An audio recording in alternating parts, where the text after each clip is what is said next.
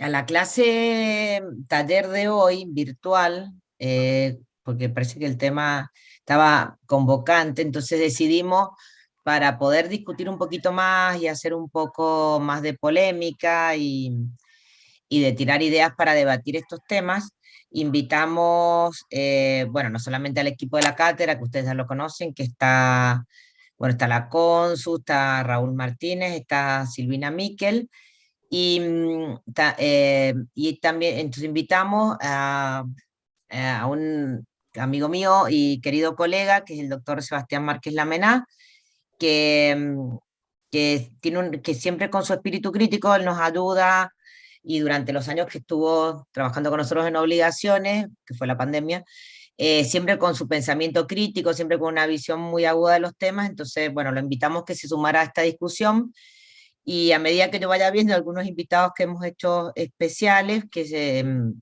le vamos a ir dando la palabra. Así que gracias, Sebastián, por sumarte. También está la Paulita Culota, que ahora la estoy viendo, que también está con nosotros en la cátedra.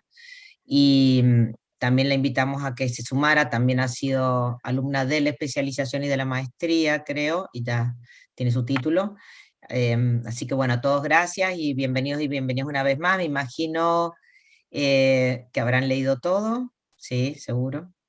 Porque la idea es hoy un poquito debatir lo que habíamos quedado el sábado, el viernes y el sábado, surgió en las charlas y en las discusiones del curso, surgió la problemática de la inflación y cómo juega en las relaciones jurídicas, especialmente cómo juega en obligaciones de valor y en obligaciones de dar suma de dinero, y qué pasa a raíz de que la inflación cada vez va creciendo más y más y va impactando cada vez más fuerte en las obligaciones. ¿Cómo podemos hacer para analizar la obligación resarcitoria, que era una de las grandes preocupaciones que surgían en el curso?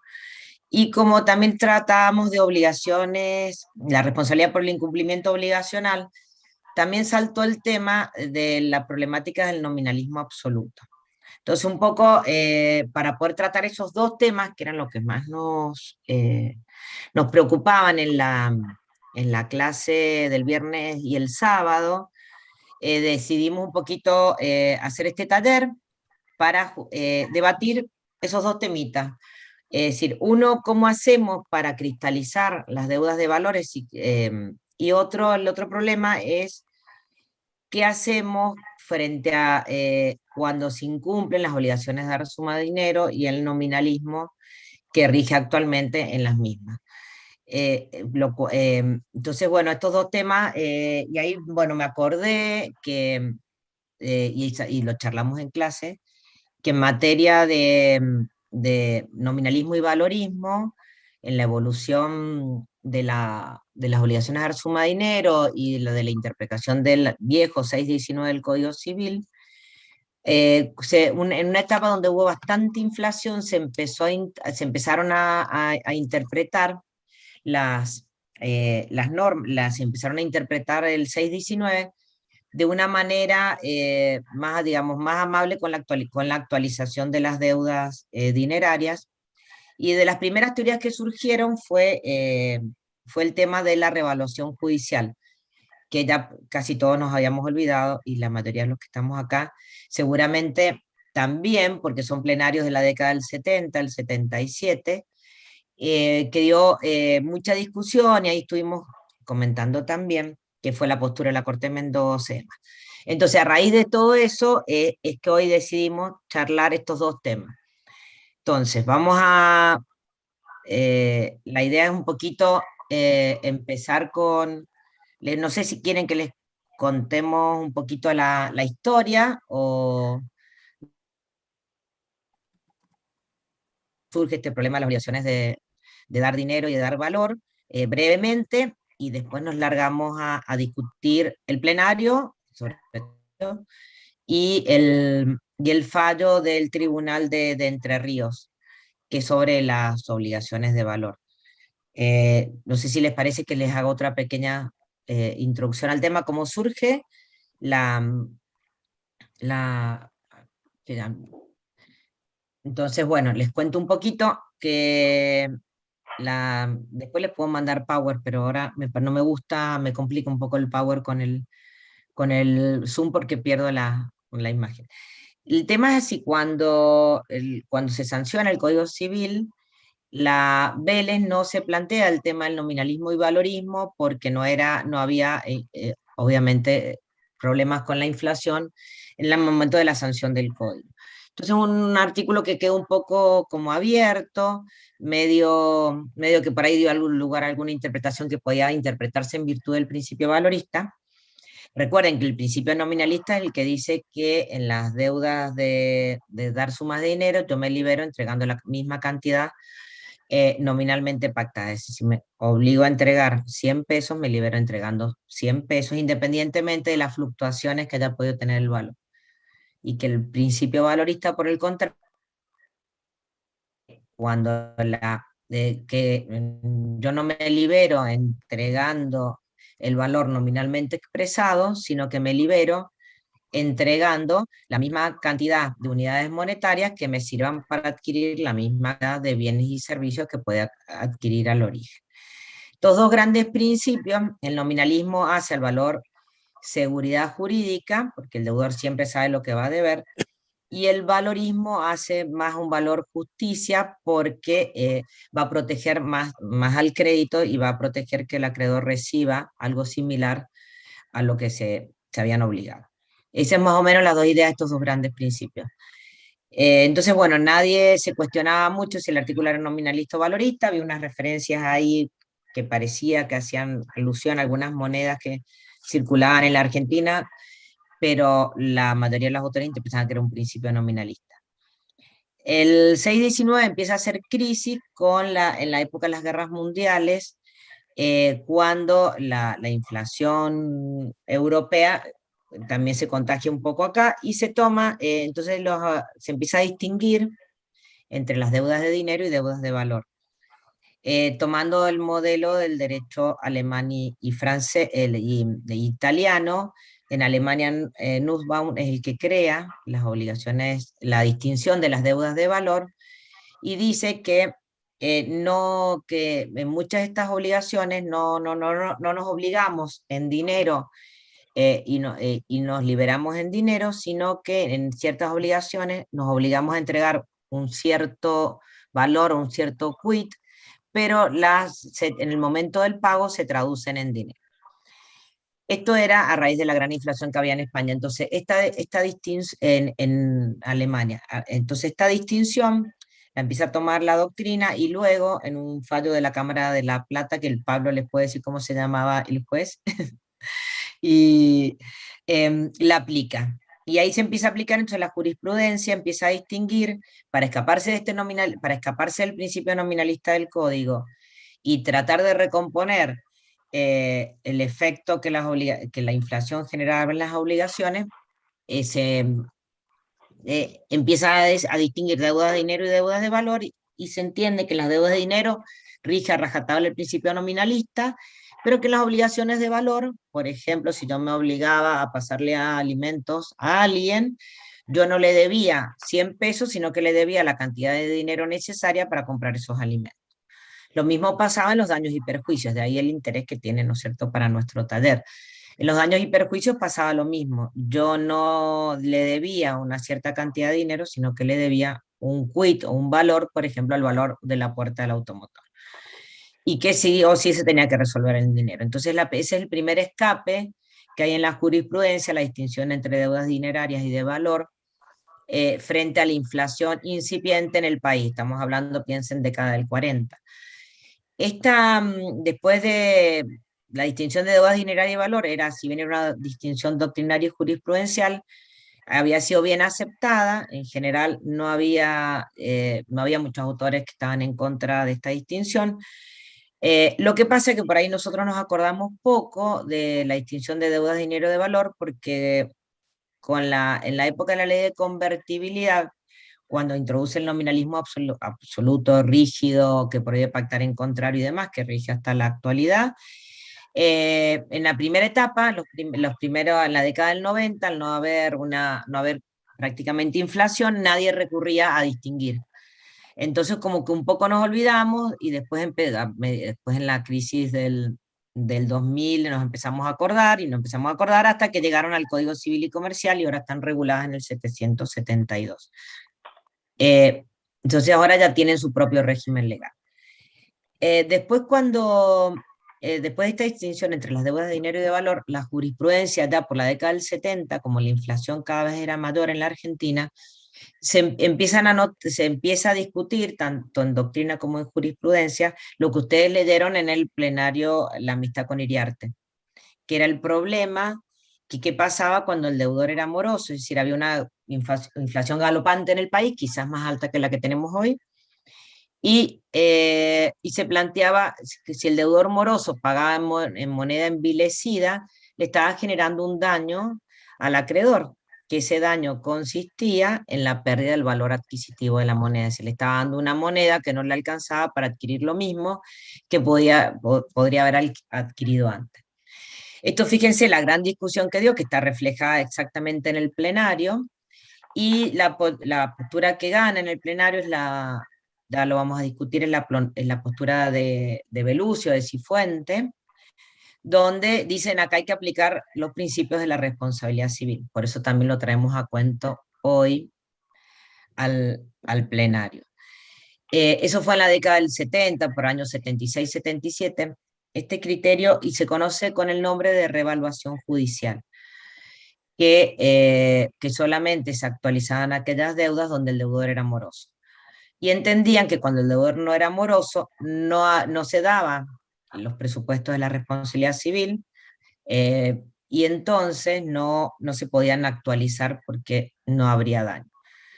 Esto lo dijo también otro plenario de las salas comerciales o de la Cámara Comercial, lo dijo la Corte de la Nación, y fue la postura que siempre tuvo la Corte de Mendoza, sostenida por el voto de la doctora Kemmelmacher, y en doctrina la postura que tenían Kemmelmacher y Paredada de la revaluación judicial, que solamente se podía actualizar cuando había mora del deudor. Entre tantos argumentos que ellos daban, más allá de la aplicación de los presupuestos de la responsabilidad civil, este sector entendía que si se actualizaba todo tipo de deudas con mora o sin mora, iba a generar un mayor impacto en la inflación. Y parece que así fue. Y después, con el tiempo, como la inflación era cada vez mayor, la Corte de la Nación, también en otra causa que se llama Vieites, creo que hay dos causas que se llaman Vieites, dice, hay que actualizar todo, porque es un mero sistema para corregir números, y lo que estamos haciendo en realidad es que dé exactamente lo mismo. Entonces llegamos a la ley de convertibilidad con un contexto inflacionario muy fuerte, y que no solamente había actualización monetaria en sentencias, en leyes, sino también en todas las cláusulas de ajuste que pactaban las. Y esto es lo que la ley de convertibilidad en el año 1991 viene a combatir, y para poder combatir esto vuelve al principio nominalista rajatabla, y lo hace una norma de orden público donde prohíbe pactar en contrario, y reforma el artículo 619 del Código Civil para redactarlo de modo tal que quede claramente que es un principio nominalista y que está prohibidísimo pactar en contrario. Este principio tan rígido se ha mantenido hasta nuestros días, porque ni la crisis del 2001-2002, yo no sé, me salí, no, ni la, ni las, ni la sucesiva, ni la reforma al Código Civil y Comercial han derogado o han suavizado este principio. Lo que sí está pasando ahora es que cada vez tenemos más excepciones al principio de convertibilidad, como la SUBA, como la ley de alquileres, y así ustedes van a ver que cada vez tenemos eh, más excepciones al principio nominalista, pero la regla sigue siendo que es una norma de orden público y que prohíbe pactar en contrario, con un fuerte contexto inflacionario que tenemos alrededor del 100 anual. Y ahí estamos.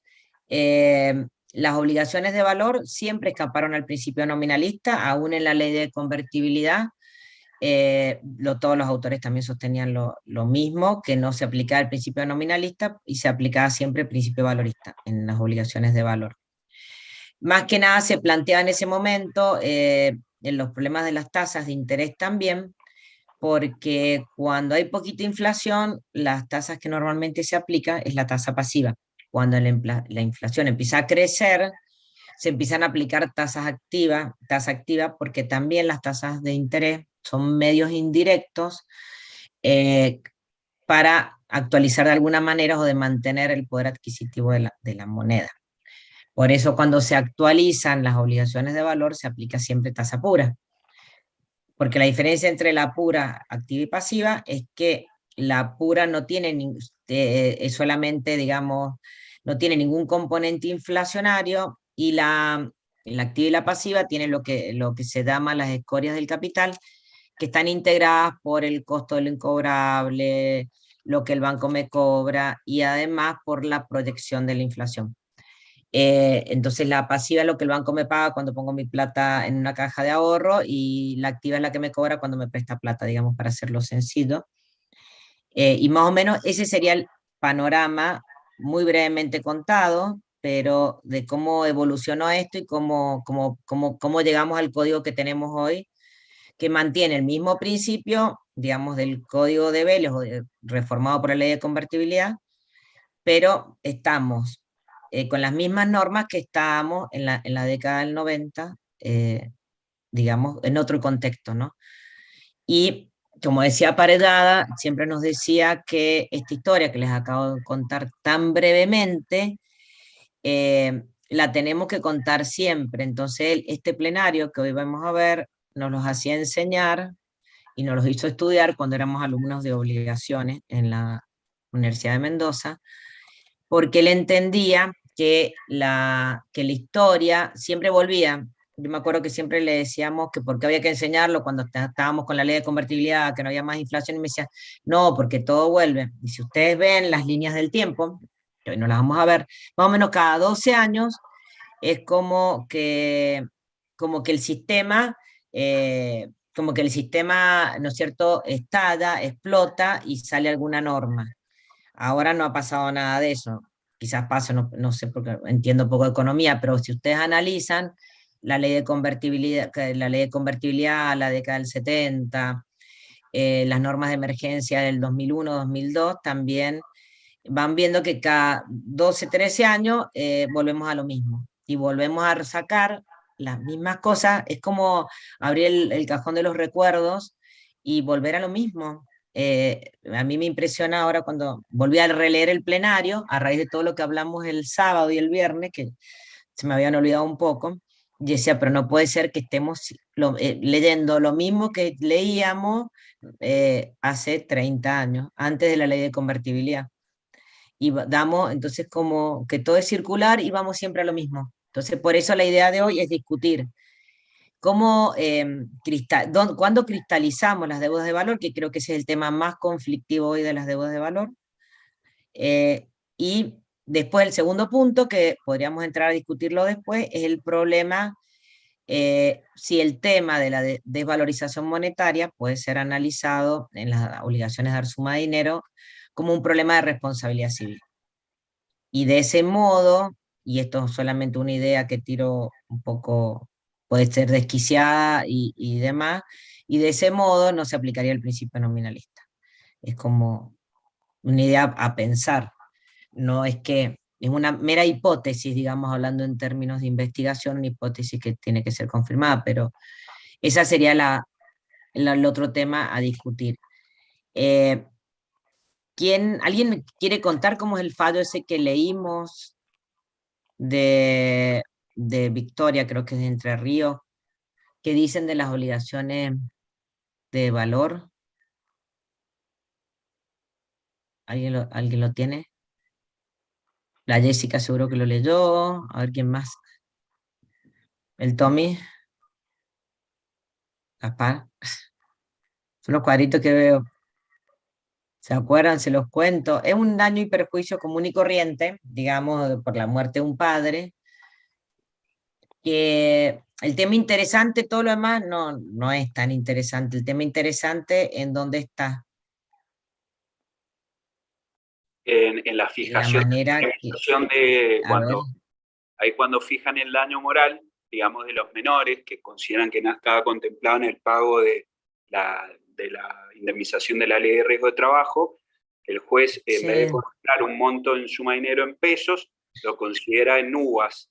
Entonces, de esa forma dice que, digamos, no se va a perder el poder adquisitivo, sobre todo porque se tiene que consignar judicialmente ese monto, mientras ellos sean menores de edad, digamos.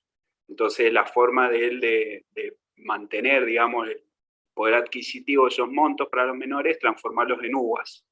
Eso es lo que yo vi más importante, digamos, previo a toda la conclusión que llega. claro, porque ahí gracias Mauro, está ahí lo que hay que ver en las deudas de dinero, porque hay un problema. Una cosa es lo que yo reclamo en la demanda, ¿no es cierto? Otra cosa es el tiempo que pasa hasta la sentencia, y normalmente lo que hacemos los jueces y las juezas, que es hacer, es cristalizarlo al momento de la sentencia, es decir, por ejemplo, no sé, eh, con la famosa formulita de lo que yo lo estimo justo y equitativo, razonable, que le va a alcanzar para comprarse un televisor. ¿Cuánto vale hoy el televisor? Vale tanto, vale, no sé, 300.000 pesos, fijo 300.000 pesos. Y la transformo en la sentencia en obligación de valor. Eh, y ahí la transformo, perdón, la obligación de valor en dar sumas de dinero eh, y ahí viene el problema que hablábamos la otra vez también, que del tiempo que pasa entre que se fija en la sentencia, porque acuérdense que siempre los valores, como nos decía Mónica Puga la otra vez, siempre se fijan en la sentencia de primera instancia, no la sentencia de Cámara ni de Corte. Si pasamos estas instancias y después empezamos la ejecución de sentencia o tenemos que esperar para el pago, si esperamos un año, ¿cuánto perdimos hoy? El 100%. Perdí, 100% perdimos hoy. Si la sentencia fuera de noviembre, octubre del año pasado, y hoy no me lo hubieran pagado aproximadamente, este es un cálculo, digamos, grosero y al solo efecto ilustrativo, perderíamos un 100%, ¿o no? Y entonces ese es el problema, ¿está bien, está mal? ¿Y en qué la fijamos? Por ejemplo, porque, Fer, ¿vos te acordás del razonamiento que me gustó que hiciste la otra vez del JUS? Que yo no lo había pensado, realmente me hiciste pensar el razonamiento de los,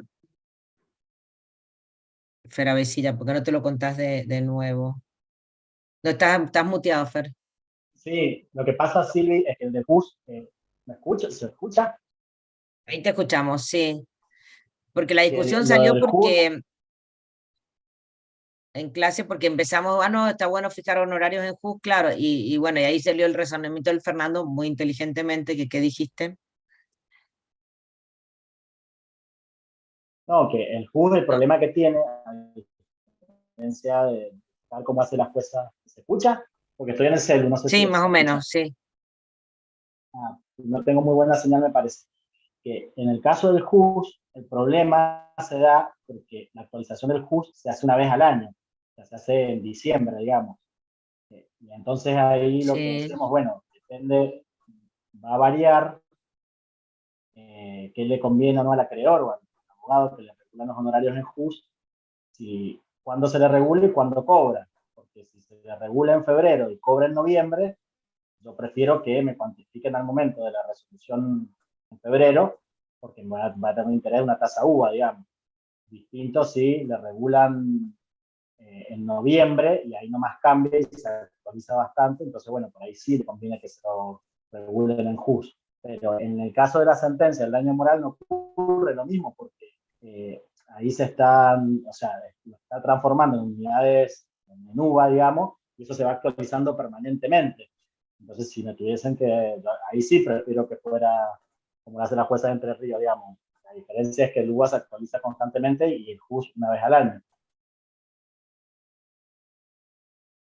Eh, no, porque la otra pregunta sería, ¿y es válido hacer esto? Porque la norma, a ver, acá tengo el código, os lo puedo poner en la pantalla, por eso sí puedo hablar, puedo abrir un poco primero tengo que abrir el Power, pero, porque la norma, como dice, la norma no es muy clarita del 77, ¿alguien lo tiene el 772 mientras que yo busco el Power acá?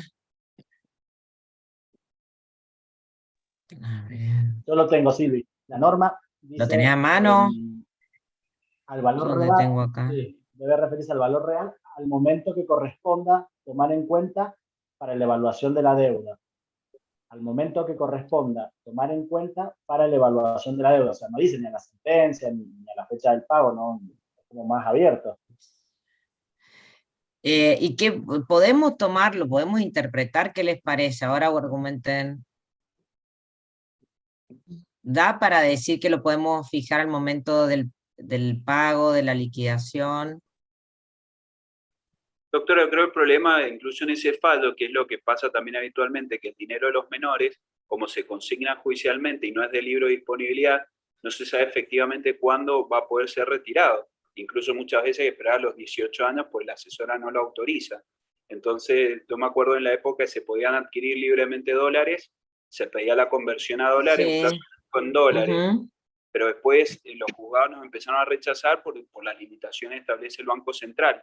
Entonces hay que buscar alternativas para que ese dinero no se vaya depreciando mientras, digamos, se denuncia una inversión de ese dinero por los padres. Pero con los menores es un problema muy grave que está sucediendo porque, digamos, se cristaliza en pesos, se convierte en una deuda de Arsuma Dinero, en la sentencia en pesos, se consigna y bueno, y ahí hay que ver cómo trata uno de que esa plata no pierda valor. Entonces me parece esa alternativa a los UVA una alternativa válida, ya que no podemos acceder al dólar en el mercado libre. Bien, pero podemos, no sé, Silvina, Miquel y Sebastián, ¿qué les parece a ustedes? Ahí Vos, Seba, tenías una... yo levanté la mano Ay, no te vi, perdón. para hacer una acotación. No, pero viene el caso en este momento. Me parece que hay una variable que no podemos soslayar, digamos, que es la de los intereses, porque dependiendo de a qué fecha fijemos, cambia de tasa pura a una tasa activa de la que sea que pongamos. Entonces, el problema es que hasta que no se hace la cuenta concreta, no se sabe quién perdió y quién ganó. Y eso se hace en el momento del pago, ¿no? Según qué tasa pusimos, en qué momento hicimos el corte, no sé si se entiende lo que quiero decir. Al momento de hacer la sentencia, yo puedo definir si la hago, fijo la suma en JUS o en la pauta que ustedes quieran, pero también tengo que determinar con qué tasa de interés. Y en una economía tan variable y en una movilidad de tasas de interés como la que hay, también eso es un resultado que recién se va a ver en el momento de la liquidación. A ver, ¿se compensó, se equilibró o perdió a alguien o ganó a alguien? ¿Se entiende lo que quiero decir? En la cuenta concreta se ve qué convenía más hacer. Sí. Seba, no sé, estás muteado, Seba. Seguís muteado, Seba. ¿Le puedo... Ahí, Ahí ¿me está, escuchan? Seba.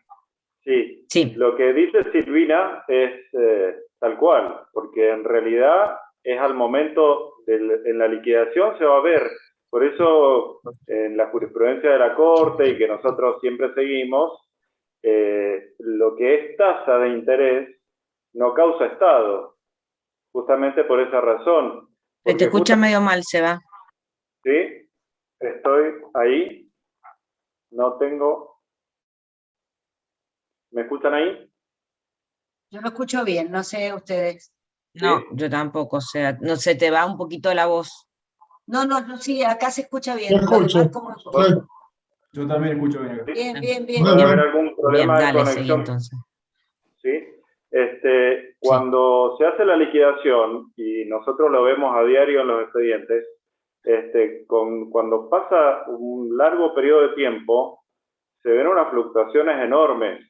Y la tasa, después hablamos de lo que es interés, pero quizá el problema deviene de que el seconominalismo no es tal cuando lo vemos por el lado de los accesorios, porque el capital que nosotros hemos determinado, porque justamente el tema, vos, Silvina, anticipaste lo de las tasas bancarias y las tasas puras. Las tasas bancarias hoy, el interés que se paga por plazo fijo está en el 75 anual. Eso dentro de una concepción nominalista es impensado. ¿Por qué se paga el 75? Porque, y así todo, la tasa sigue siendo negativa en términos reales. Porque frente a una inflación proyectada del 100, está quedando 25 puntos por debajo. Pero así todo, por ejemplo, tomemos el caso de lo que es nuestra ley provincial de intereses moratorios, que tiene varias objeciones técnicas. Ahí ya nos vamos al concepto de uva. Ahora estamos haciendo las liquidaciones con esa mecánica. ¿Han visto qué es lo que sucede con el correr del tiempo? ¿Alguien tiene algún ejemplo, alguno de los abogados que está allí, como para traer a la discusión? ¿Qué les ha pasado con esas liquidaciones? Y por ejemplo, la tasa UVA, cuando uno liquida una deuda futura a cero, o sea, conviene aplicar, por ejemplo, la tasa activa. Tiene varias fallas en los cálculos que por ahí generan, por ejemplo, un índice mucho menor que la tasa activa. Y depende qué tasa activa, porque hay muchas tasas activas, ¿no? No, la tasa activa del Banco Nación, digamos, la que es de aplicación judicial. Lo que pasa es que el UVA, cuando es deuda, pero cuando es deuda futura nos da casi cero prácticamente. Y era lo que hablábamos la otra vez, que aparentemente hay que calcularla muy bien, porque justamente más los UVA se van fijando de manera periódica, entonces todo un tema también calcularla adecuadamente, no es tan simple. Bien, ¿y cómo les ha resultado la cuenta finalmente?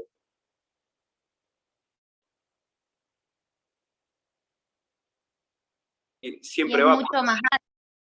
Para mí es más alta el UVA, depende cómo lo calcules, si lo calculas dentro del mismo mes, porque va variando mensual. Ese es el tema, que si lo calculas mucho a futuro da cero. No te permite el sistema, al menos el que usamos todos, que es el del Colegio de Abogados, que Silvina decía que había una falla también del Colegio de Abogados.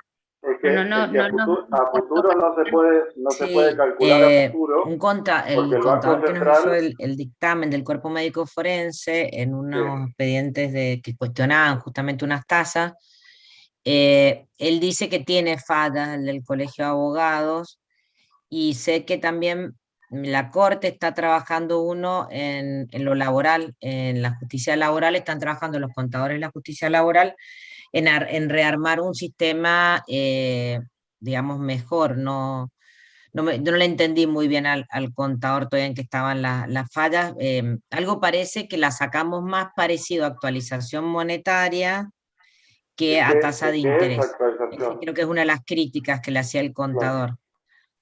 ¿Qué es actualización monetaria? Porque para sacarla como tasa de interés deberíamos, según él lo que me explicó, dividir el último índice, el del mes que estamos aplicando, por el índice anterior, y eso me va a dar la tasa de interés. En cambio, si nosotros buscamos el índice de la fecha de la mora, digamos, de la obligación, y por el día que estamos haciendo la liquidación, ahí estaríamos, dice que ahí sí lo estamos haciendo mal. Según él, lo ideal sería que dijéramos, bueno, cuando la obligación la contrajimos son 100 uvas que valían 2 pesos, hoy 100 uvas valen 100 pesos, entonces hay que pagar 100 pesos. Según él, así funciona la ley, pero eso en realidad es actualización monetaria. Pero dice que hay un problema al generar la tasa de interés. El perro ladra. Disculpame, Silvi, creo que lo que estaba diciendo Sebastián, a mí me gustaría terminar de escuchar la conclusión, porque el problema que se presenta, ¿por qué la tasa no funciona? ¿Por qué hacia futuro no funciona? ¿Estabas hablando de eso, Seba? Sí, justamente porque en realidad la objeción técnica que se le hace a nuestra 9041 es que en ¿Cuál es la realidad, razón que no funciona a futuro? al seguir el curso, sí, primero, no puede funcionar a futuro porque el Banco Central fija día a día los UVA, Claro, el valor no tenés de UVA. proyección, no tenés proyección. Claro, no tenés manera de saber. Del 1 al 15 y del 16 al 30, 31, fija en función de lo que se llama la REM, que es la expectativa de inflación esperada. Son todos datos que ustedes los pueden encontrar, que los encontramos en la página del Banco Central.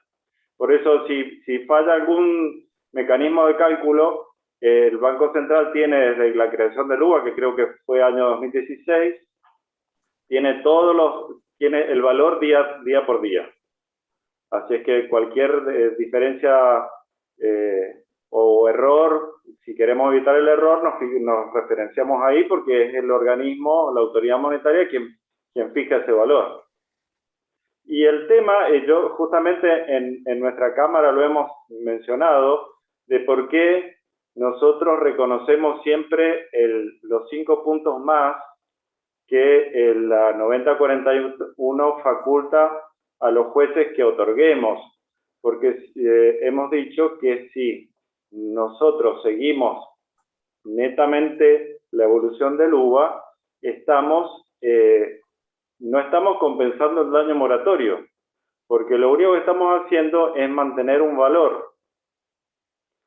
Y el 5% a valor mantenido equivale al efecto que hemos tenido siempre de los 5 puntos de tasa pura. ¿Me explico? Claro, ahí... Sí, porque, digamos, el UVA, ¿cómo se construye el UVA? El UVA era la milésima parte del valor del costo de construcción que se tenía en cuenta y que se actualiza por vía de IPC, del índice de precios del consumidor. Pero mediado por el SER, o sea, es un mecanismo que tiene su complejidad. Si ustedes lo repasan, hay veces que el UVA queda por debajo de la tasa inflacionaria y otras veces queda levemente por encima. Entonces, en realidad la tendencia es a que se mantenga un valor. Y nunca lo tenemos que considerar como porcentaje. Eso que Silvina Burlotti mencionaba del cuerpo médico forense, del cuerpo de contadores, es realmente así, porque justamente es un índice, no un porcentaje. Para sacar un porcentaje tenemos que sacar el UVA de hoy, supongamos, con dividido el UVA de hace un mes, para sacar el porcentaje de ese mes. Es algo que a los abogados nos cuesta, pero tenemos que aprenderlo. Es un mecanismo complejo, pero si solo se mantiene la actualización por vía de UVA, es justamente eso, es mantenimiento de un valor y no una tasa de interés moratoria. Claro, el tema es que, a ver, una cosita. Acá, bueno, nosotros en federales, por supuesto, vengo claro, siempre en federales y nunca aplicamos esta ley. Ustedes en Mendoza, claro, con el tema de las uvas, y la verdad que me parece que distorsiona todo el funcionamiento de cómo sería o cómo lo veníamos haciendo, en donde uno dice, bueno, el momento de la evaluación de la deuda, como decimos todos en daños y perjuicios normal, es el momento de la sentencia de primera instancia, se cristaliza una suma y ahí ya el capital lo tenemos establecido y a partir de allí aplicamos la tasa positiva que se decida, activa, pasiva, bueno. Córdoba es pasiva más 2%, más 3%, cada uno le va aplicando. Pero se termina distorsionando porque esto vos, Sebastián, que decís, mira, le vamos a aplicar UVA, pero eso de UVA tenemos que entender que solo actualizamos capital y bueno, pero en realidad lo cristalizamos en la sentencia. No es que siempre vamos evaluando la deuda, entonces no sé si iría una tasa de interés arriba. No sé porque tampoco he visto la jurisprudencia de Mendoza. Pero la verdad que un poco se distorsiona la idea de cómo funcionaba. En realidad se cristalizaba en una suma de dinero, se cuantifica, mejor dicho, en el momento de la sentencia, y a partir de ahí es la tasa de interés, como decía Silvina recién, veremos cuál, pero esa es la que tiene esta actualización, o va a contener esta depreciación de la moneda en el tiempo, conforme la tasa que sea. Pero Yo así coincido, es como que perdón Pablo que te sí. interrumpo, pero yo coincido totalmente con lo que dice Pablo, y nosotros en la Cámara, justamente en la medida de los agravios, quizás no nos ha tocado la necesidad los agravios no nos han dado el pie para hacerlo, pero en general hemos diferido la cuestión para el momento de la liquidación, ese 5% más.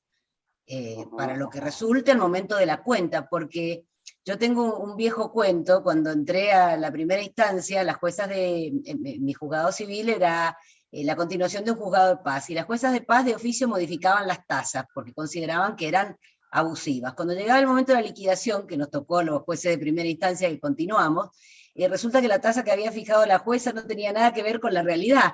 Entonces esa determinación al momento de la sentencia de tasas de interés en un país que tiene los vaivenes que tiene el nuestro, me parece sumamente inconveniente, o así en principio lo hemos visto nosotras en la Cámara.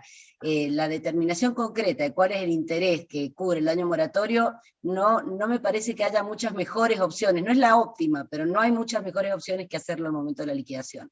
Si hay que cargar ese 5%, se verá ahí cuando la cuenta termine, pero la determinación, la cristalización de la deuda se hace al momento de la sentencia. Me parece a mí, o así lo hemos visto.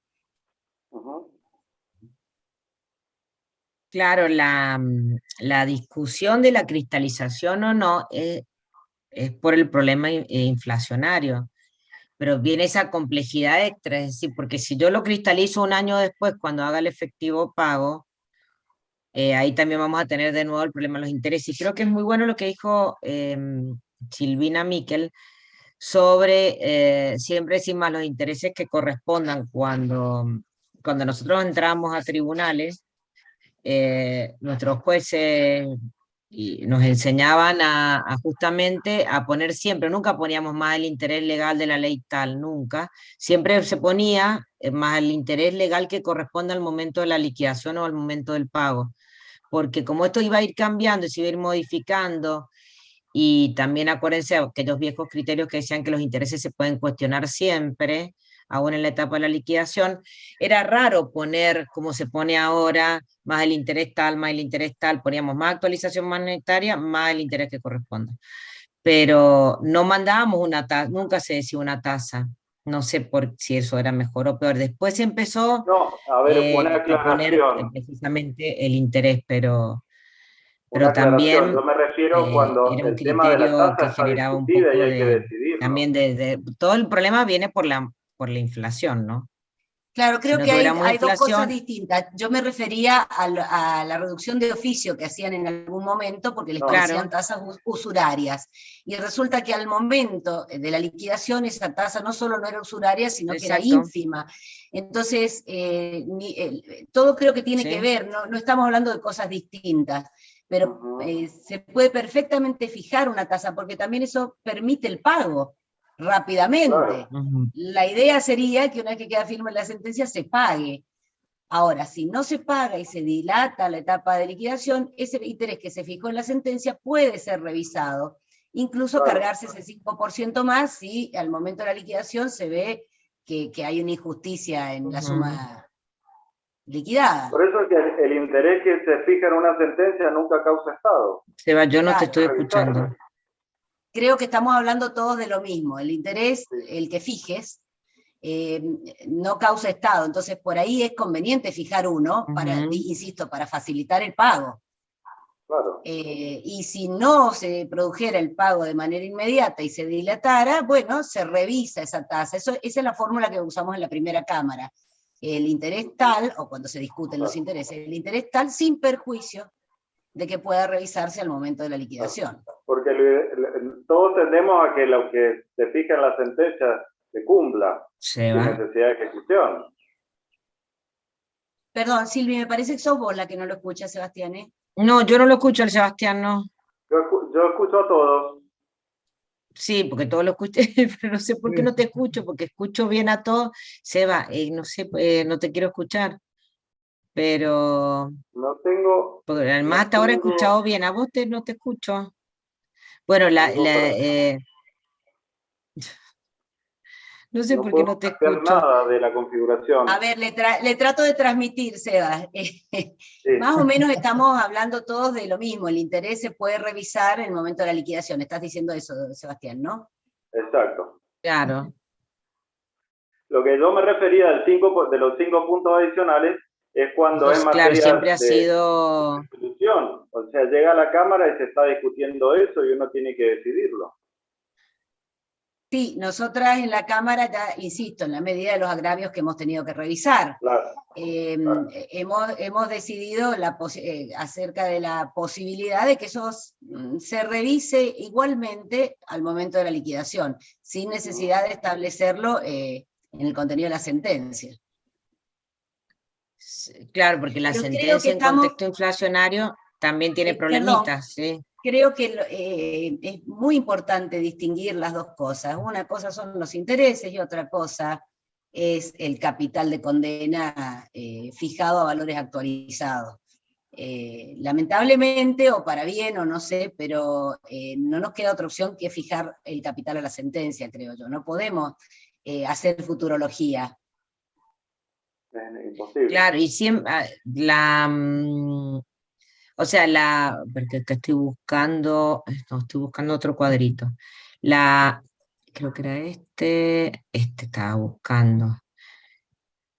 Porque justamente el problemita está en esta frase, ¿no? Al valor real al momento que corresponda tomar en cuenta para la evaluación de la deuda.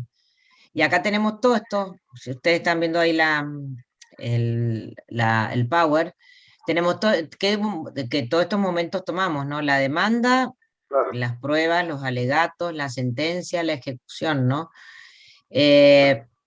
¿Dónde la interpretamos esta frase?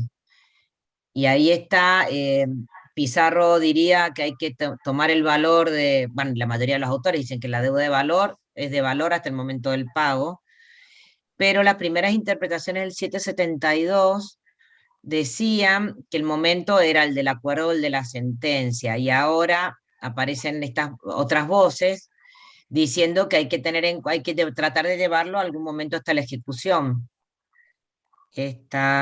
No, ahí está.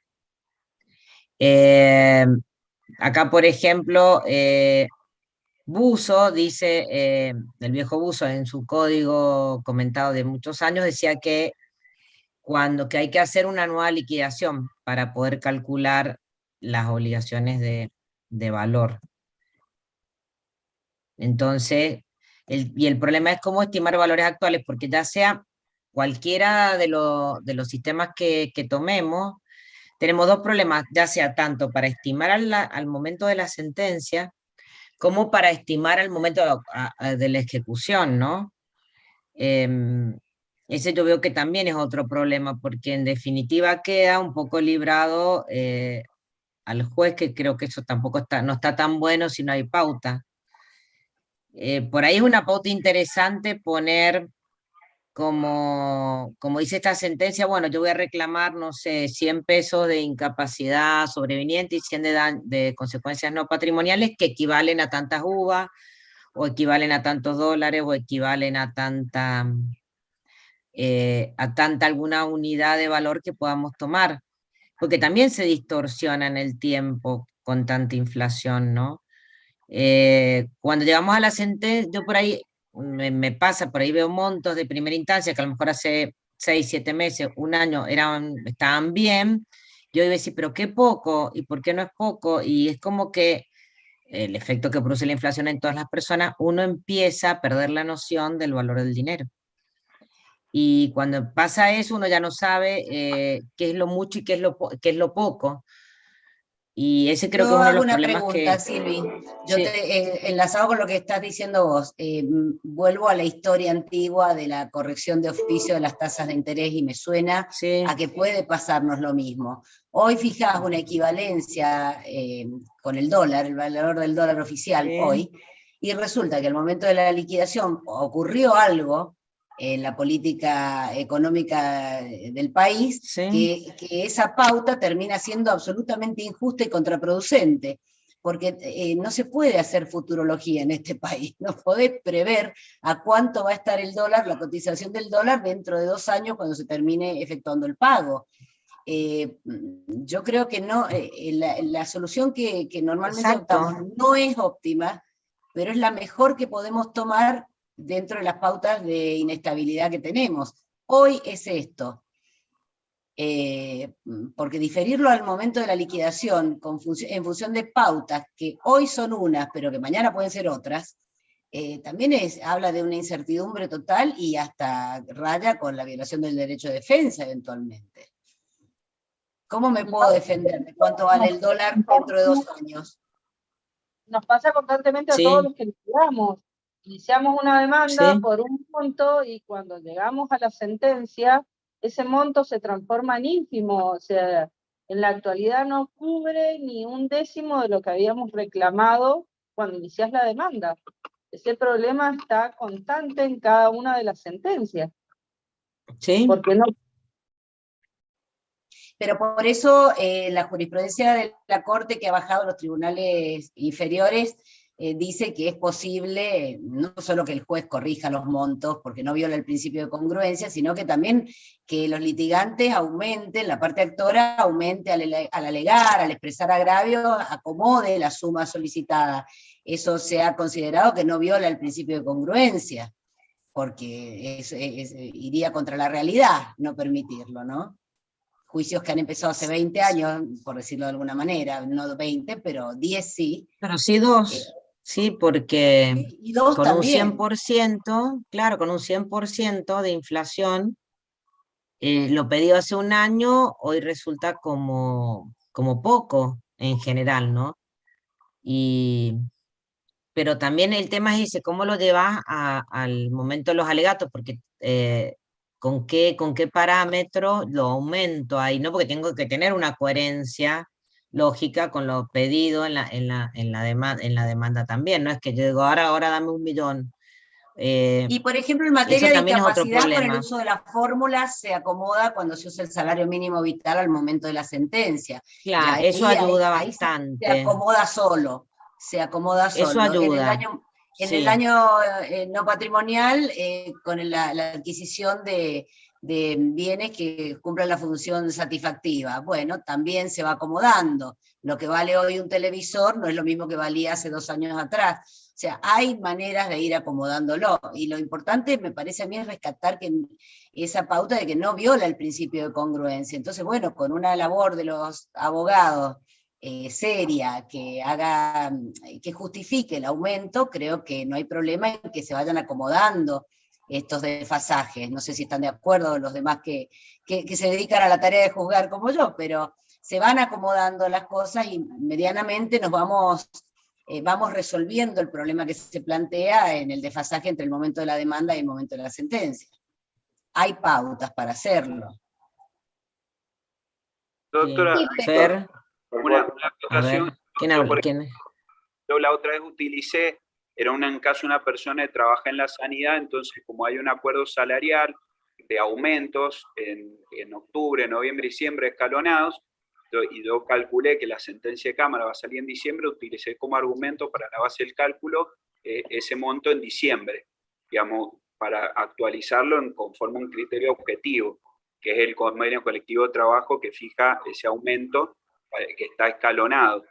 Pero yo entiendo, cuando uno apela a la sentencia de primera instancia, tiene un grave problema, que si en principio te lleva 6 meses, en promedio, llegar a la sentencia de Cámara, básicamente, digamos, tenés que ganar por encima del 50%, porque el 50% te lo come la inflación. Esa es la práctica de lo que sucede. O sea, si la Cámara aún te aumenta un 50%, lo único que conseguiste, salís en tablas y cobrar, digamos, el equivalente a lo que cobraste en primera instancia.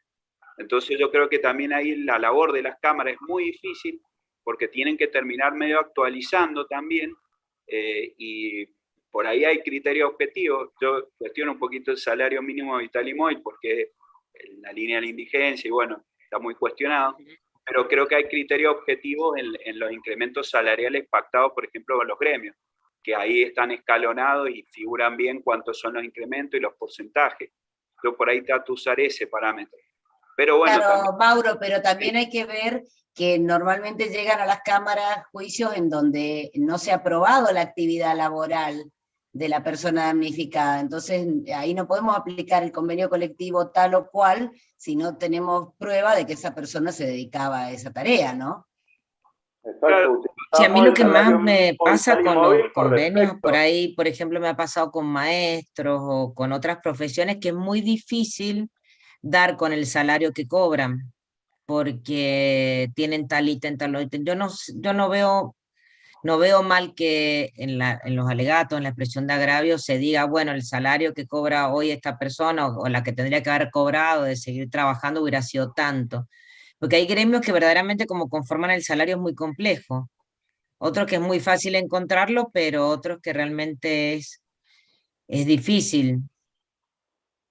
lo que pasa Entonces para esos que son difíciles, los que son fáciles, si me dicen que no sé, que trabajaba, no sé, de pintor y demás, bueno, a lo mejor me puedo meter, no sé, al gremio tal y encontrarlo, pero en otros no, yo me he intentado encontrar sobre todo lo de los maestros y es como digo, pero no sé, y me pongo ahí a buscar y uno y otro, y me Porque perdí en el también camino. tienen adicionales, porque Claro. tienen esos sueldos Claro. El caso compuestos de un docente es montón de cosas. complicado.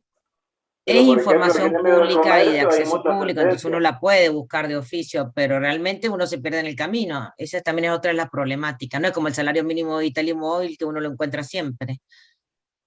Entonces eso también complica, pero está bueno demostrar eso, porque también levantar la base del salario es una de las maneras de defendernos de la obligación, yo lo que de hago la inflación. el enlace Mauro. del gremio, yo acompaño el enlace del gremio que el tribunal puede acceder y ahí van saliendo y se van publicando los incrementos. Por ejemplo, Esa me parece una buena alternativa para salvarle a usted el trabajo de tener que estarlo buscando. Entonces le voy copiando los enlaces y bueno, ese enlace va actualizando el convenio y el acuerdo que se va firmando. Entonces ahí figura cuánto es el incremento y el porcentaje.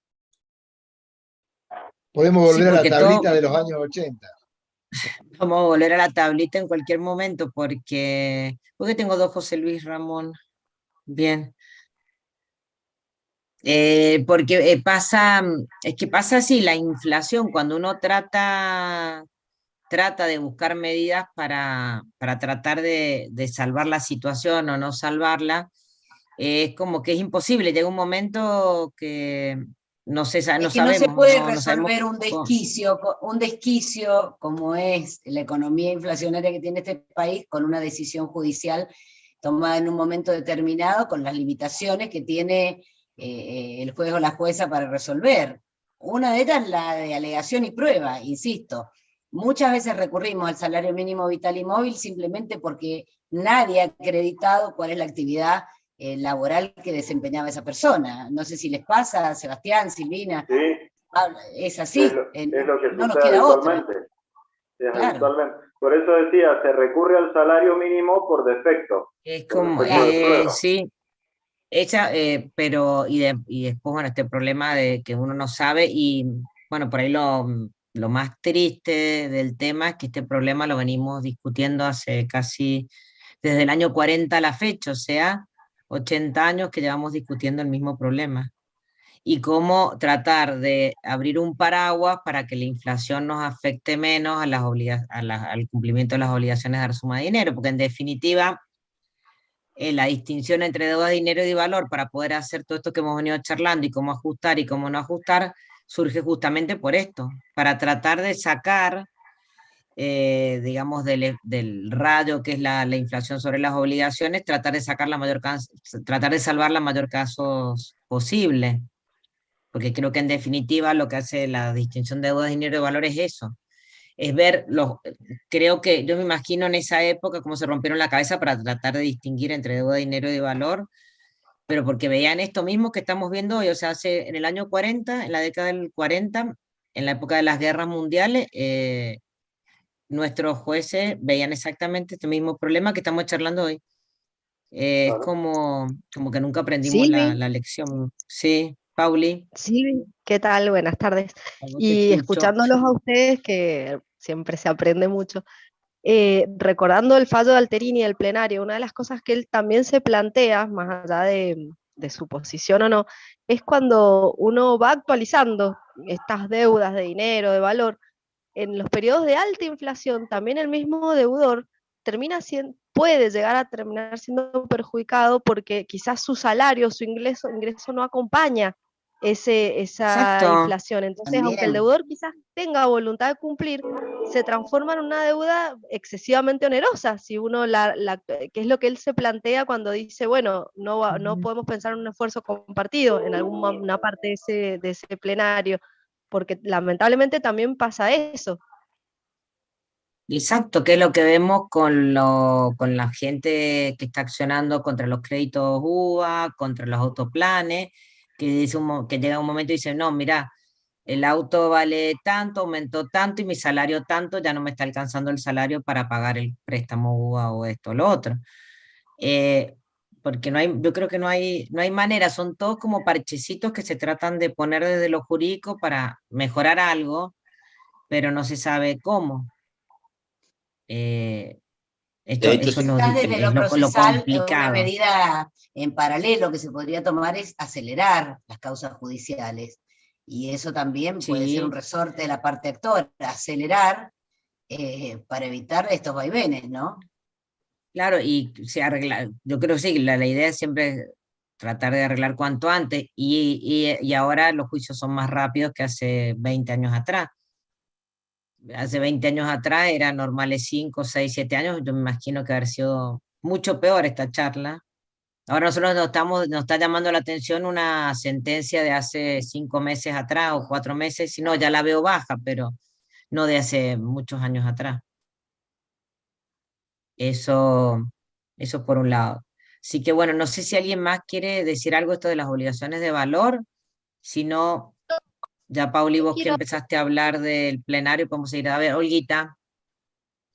No, yo lo que bueno, soy malísima para los números y tengo la suerte de trabajar en una repartición que cuenta con un departamento contable, porque somos los que pagamos, y lo que te puedo decir a nivel de práctica, de lo que se ve, a grosso modo, o sea, en todas las sentencias nos fijan como diferentes tasas. Que tenemos como la 4081, desde la fecha del hecho hasta el 30 de agosto del 2018, creo que es, de ahí la tasa activa. Lo cierto es que cuando llega el momento de pagar lo que vemos, por supuesto que estamos pagando de 1 a 2 años posteriores a las sentencias, que es lo que nos permite la ley, sin incurrir en mora, y estamos pagando el doble y hasta el triple del monto fijado en la sentencia.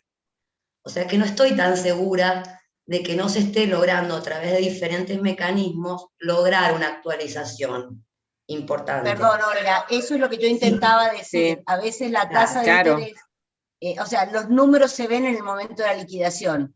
Ahí, porque incluso cuando los jueces fijamos qué tasa, es un albur saber cómo va a estar esa tasa en el periodo que sigue, hacer proyecciones un poco absurdas, porque no sabemos a cuánto va a estar la tasa. Entonces, al final de cuentas, cuando uno termina liquidando, ya se compensó. Mirá qué bien que salió la cuenta, o se fue por arriba, o se fue por abajo. Esto que estás agregando vos, creo que suma en el mismo sentido. ¿Sí? Resulta que el que tiene que pagar, al momento del pago, está viendo que se fue al triple. Superó la inflación, ¿o no? No, por supuesto, yo creo que que los mecanismos pero es el daño moratorio, no tiene nada que ver con la evaluación de la deuda, eso. Lo que superó fue la tasa. Totalmente, no estamos hablando de pagar sin estar en mora, o sea, dentro de los plazos que la ley nos permite, sin entrar en mora. Lo que veo en la práctica, a grosso modo, que con los mecanismos que están usando los jueces en este momento, no se está desactualizando tanto. O sea, yo no sé si realmente alcanza, si es justo. Estamos viviendo esta situación de que todo es poco, de que nada alcanza, pero estamos duplicando y hasta triplicando, porque digo triplicando, porque depende si pagamos al año o pagamos a los 2 años. Claro, pero perdón, Olga, que te insisto, pero lo que triplicás es la tasa de interés, no la evaluación de la deuda. La deuda se desactualiza. Queda claro, o sea, lo que suma es la tasa de interés. Y sí, por supuesto. Entiendo lo que decís, lo que pasa es que la deuda evaluada 4 años atrás. No, totalmente. Lo que digo es que a los efectos prácticos, a lo mejor no es tanto lo que pierde el actor. Eso es a lo que apunto, que creo que hay. No sé, obviamente que no se condice con la actualización, nunca vamos a actualizar lo que realmente se debería, con una inflación del 100%. Pero no quedan tan atrás, eso es lo que quiero decir. Que no es tan injusto el monto que se termina pagando, porque estamos duplicando y triplicando el monto de condena. A eso apuntaba. Que con los mecanismos que están usando ustedes en este momento, no se están desfasando tanto. A eso apuntaba. Dentro del contexto. Dentro del contexto económico que nos está tocando vivir, obviamente, que hay un desfasaje, lo vivimos a diario. Sí. Pero claro, no quedan tan atrás. No es tanto lo que están perdiendo. A mí me parece, te entiendo lo que decís, pero también me parece que eso que pagás el triple o el doble, diciendo a 2 años, 3 años, también tiene que ver un poco con lo que habla el fallo plenario de una cuestión, para mí una pena, de la dilación en el tema del pago. ¿Por qué? Porque más allá de que los juicios vayan rápido, el tema de apelar una sentencia que ya está ganada completa en primera instancia solamente para ganar más tiempo, para mí tendría que ser como una pena el tema de todo el tiempo que se pierde en la Cámara. Porque a mí me pasa del otro lado, yo gano en primera instancia y después me tengo que comer 3, 4, 5, 6 meses de apelación por algo que después vuelve a salir, o sea, que confirman la sentencia de primera instancia, y todo ese tiempo hubo una evaluación y al final la persona que ganó, que tiene ese juicio ganado, termina perdiendo. Y más allá de que el Estado pague 2, 3 años y qué sé yo, y se vaya al momento del hecho, también está pagando el tiempo que dilató en cuanto a que tuvo que apelar sí o sí. Claro, el daño moratorio, nada más. Pero se pagan los intereses, es decir, o sea, claro, te van a pagar los intereses, lo mismo, o sea, no es que lo vas a perder. De hecho, es más, sin apelar, o sea, una multa, porque a veces hay dilaciones, no hablo del Estado solamente, hay dilaciones que hay sentencias apeladas que pierden tiempo en Cámara y que realmente es un perjuicio para el abogado en sus honorarios, y para el cliente que ganó. Pero bueno, en algún momento lo leí en el fallo plenario que hablaban de esto, de cuando una vez que se genera la deuda, se dilata porque se dilata. Para mí esa parte lo relaciono con eso también, porque, pasa mucho en la práctica para los que litigamos independientes, ¿no? Pero sí, sí, obvio, hay interés, pero a veces ni siquiera es, por el tiempo que se perdió, no termina ni siquiera compensando la tasa de interés. Es que queda muy claro el ejemplo si lo ves, por ejemplo, en una fijación de un daño moral por el equivalente de lo que saldría un viaje o lo que costaría un televisor al día tal. La deuda demorada genera el daño moratorio, pero lo que te fijaron para comprar el televisor, al momento del pago no te alcanza para comprar el televisor. Esa es la diferencia entre el daño moratorio y la evaluación de la deuda al momento de la sentencia.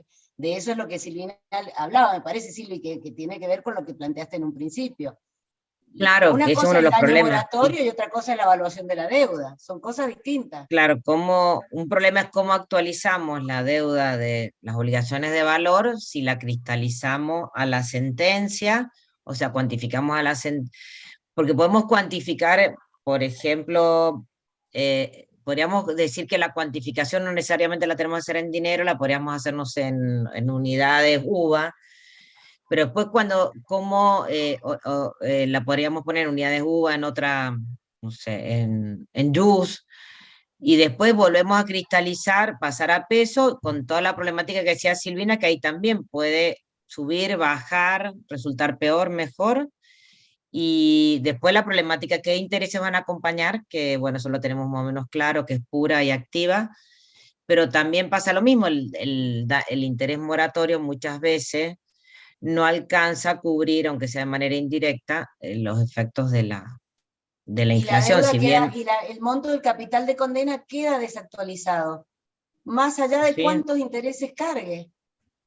Claro. La palabra la han pedido el Mati Correa, José Luis y el Gaspar. Mati, ahí está.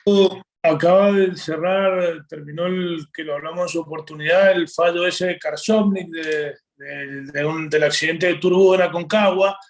El chico ganaba en chilenos y bueno, terminó por fin este tema y dijeron que bueno, se actualizó el chileno a peso al momento de la sentencia de primera instancia y a la fecha de primera instancia le aplicaron UVA hasta ahora. La tasa de interés UVA, sí. Y explicaron que bueno, que era lo que mejor permitía sortear la inflación y nombraron el fallo de Rosales y Mamani Ubalde. Y bueno, después hablando con el abogado que lo llevó, está el temita de si, bueno, si convenía el chileno al momento de la sentencia y con el UVA hasta ahora o hubiese sido mejor hasta ahora el chileno convertirlo a peso y aplicarle un menor porcentaje de UVA. Bueno, siempre está esos cálculos, pero bueno, él no está disgustado con la forma porque el UVA es un poco lo que decía recién la doctora también. Hay veces que el UVA es bueno y te permite actualizar un poco el monto, así que bueno, era esa acotación que había sacado la Corte ahora, hace poquito.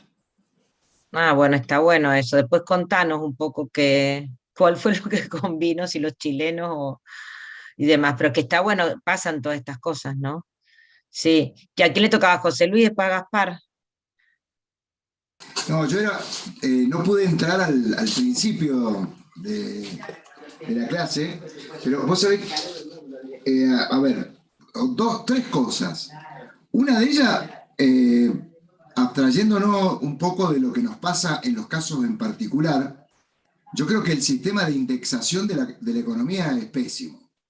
Más allá de que en los casos particulares, sobre todo aquellos que accionamos como acreedores en un daño y perjuicio, o en los casos a los que a la Corpo le intentamos cobrar con UVA, pugnamos por la indexación porque justamente si nosotros indexamos con el UVA, bueno, logramos más o menos equilibrar con la inflación. Pero el punto es que la inflación en el fondo, bueno, entonces, hay algunos que en algún momento, en lo concreto, queremos indexación porque nos permite no perder el valor de la indemnización, por decirlo en un caso concreto. Pero en abstracto, la indexación ha traído problemas enormes, bueno, todo lo que venimos hablando sobre el tema.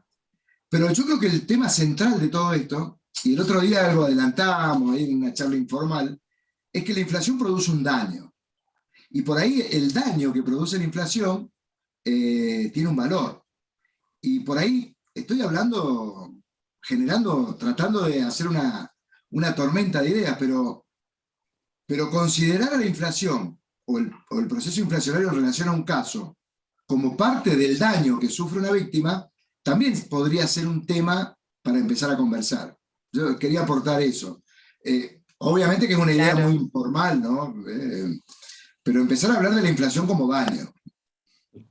Sí, bueno, Gaspar, después la Fabiola, sí, en la Corpo. Gaspar no es de la Corpo, Gaspar lo vamos a dejar hablar. Gaspar. Yo tenía dos observaciones. Después la Fabiola. La primera observación era que me parece que la solución más correcta es la que proponía Silvina Miquel, de cuantificar el momento de la sentencia, pero que los intereses se apliquen al momento de la liquidación o el pago. Porque en ese momento, y como decía Sebastián Márquez más temprano, si bien la tasa UVA no nos permite calcular hacia el futuro, sí nos permite calcular perfectamente hacia el pasado. Entonces, si lo hacemos al momento de liquidación, va a haber una actualización, yo creo, correcta de la deuda, más allá del daño moratorio que va a haber. Eso también habría que adicionárselo. Eso por un lado. Y lo segundo es que leyendo el fallo de Victoria, noté una cosa que la traigo para conversar acá, que me pareció rara, que no tiene que ver con esto de las obligaciones de valor o de dinero, sino con el tema de la cuantificación del daño moral. Cuando cuantifica la jueza, yo creo que ahí se equivoca conceptualmente, porque establece el monto del daño moral en base a un daño patrimonial. Dice que es en base a la cantidad de consultas sostenidas en el tiempo, y si bien los actores lo han reclamado, es un daño patrimonial y se equivoca a la hora de determinar el daño moral. Esas eran las dos cosas que Exacto. compartir. Sí, está bien eso, sí. Bien. La Fabiola, ¿estás ahí? Hola, ¿qué tal? Hola. Hola. A mí me caben dos reflexiones. En principio, que para cuantificar nos conviene llevar a valorizar todos los reclamos. Como lo que decía la doctora Miquel, pedir el equivalente a un viaje, a un televisor, pero en una evaluación a hacerse en la etapa de ejecución de sentencia. Y lo segundo es que en algún momento de esta segunda etapa inflacionaria que vive el país, me parece que la ley que impide la actualización se va a volver inconstitucional, porque no hay forma de sostener 3 años de inflación del 100%, ya vamos a entrar al tercer año o al segundo año. En algún momento, me parece que por algún motivo se va a dar el debate de la inconstitucionalidad de esa norma, que es muy antigua, la verdad, o sea, y es muy de otros hechos, de otra política, eso básicamente. Con respecto a las deudas de valor, me parece que habría que afinar los mecanismos para valorizar todo lo que se pueda cuantificar en valor. Sí, está bueno, ¿no? Como esto, ¿quién le damos la palabra al Fer, después al José Luis? A ver, ¿ahí se escucha? Sí. ¿Se escucha? Ah. Bueno, no son como muchas cosas. En primer lugar, que yo, más allá de que comparta con Silvina Miquel el hecho de que el tema de la morigeración debe hacerse al momento de la liquidación, en la sentencia uno tiene que establecer la tasa de interés. Y sí comparto la posición de la tercera en cuanto a que si vos estamos aplicando UVA en el momento, lógicamente el UVA no te indemniza por el retardo, te mantiene el valor de la moneda. Por eso es que le meten el 5 más, porque el valor de la intertemporalidad está claro que no te lo indemniza la tasa actual, digamos. Por eso no me parece mal que le pongan el 5 al momento actual. Después habría que discutir si es lo mismo los acreedores voluntarios en un BIP, no sé, en una financiera, que los acreedores involuntarios. Eso me da cierta duda, digamos. ¿Lo hacemos con las financieras también o lo hacemos en los daños y perjuicios? Bueno, yo todavía no lo he querido hacer porque no me termino de estar seguro, digamos, pero tiene su lógica decir que se agregue un 5%, porque lo cierto es que la 9041, máximo, si es que, porque creo que ni siquiera, se mantiene el valor de acuerdo a la inflación. Y otra cosa que me genera duda, y eso más que nada es pregunta, ¿por qué en las obligaciones de valor tomamos el precio al momento de la sentencia de primera instancia? Porque si uno siguiera la lógica de las obligaciones de valor, tendría que tomar el valor lo más cercano al pago, que es lo que hace la jueza de Entre Ríos, que me parece que está bueno en ese sentido, pero lo que me genera duda es si esa forma de cuantificar el daño en UVAs, en unidades de valor adquisitivo, no es contraria a la prohibición de indexar, que aún sigue vigente, que no es un dato menor. Eso como consulta, digamos. O sea, sí, si uno lo hiciera mira, no, con Entre Ríos, ¿no estaría violando la prohibición de indexar? claro, no es contraria porque las deudas de valor escapan al principio nominalista y se rigen por el principio valorista. Entonces no sería, o sea, no es contra la ley lo que hizo la jueza de Entre Ríos, de decir, bueno, yo voy a fallar en valores, en UVA para dar un valor aproximado. Sí, lo que es novedoso de ese fallo, o por lo menos yo no lo había visto, es el tema que no lo hace a la sentencia, que podría haber dicho, bueno, a la fecha de esta sentencia son 100 uvas, sino que dice son 100 uvas y vos vas a tener que pagar 100 uvas cuando las quieras pagar, más o menos dice así, pero yo no te las voy a traducir ahora en dinero, no la voy a cristalizar a la deuda. Eso creo que es lo que tiene de interesante y llamativo el fallo. Pero sí, en eso tranquilo, las deudas de valor no se rigen por el principio nominalista, se rigen por el valorismo. O sea, no se aplica nada del 619, bueno, ahora se llama el 765 es ahora. Escapa todas esas normas.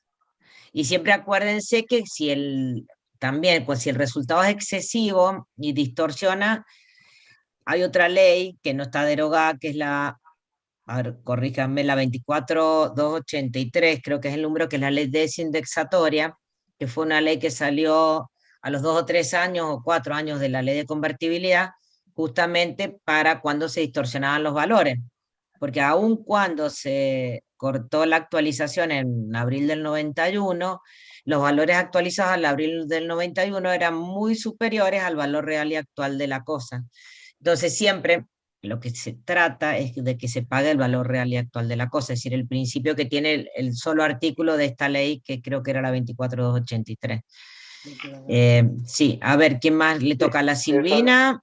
Yo quiero decir algo por lo que dijo José Luis, Fernando, por las dudas que no hubiera una respuesta a Fernando, es decir, ya, por si no ha quedado claro. Yo no dije que no había que fijar la tasa, yo dije hay que fijar la tasa porque además eso provoca la necesidad del pago con cuentas claras. Pero si esa tasa que fijó el juez o la jueza al momento de la sentencia resulta injusta al momento de la liquidación, se puede corregir, que es lo mismo que dijo Sebastián, o sea, no dije no fijar, hay que fijar alguna para poder provocar la liquidación de manera inmediata. Sí, eso está claro.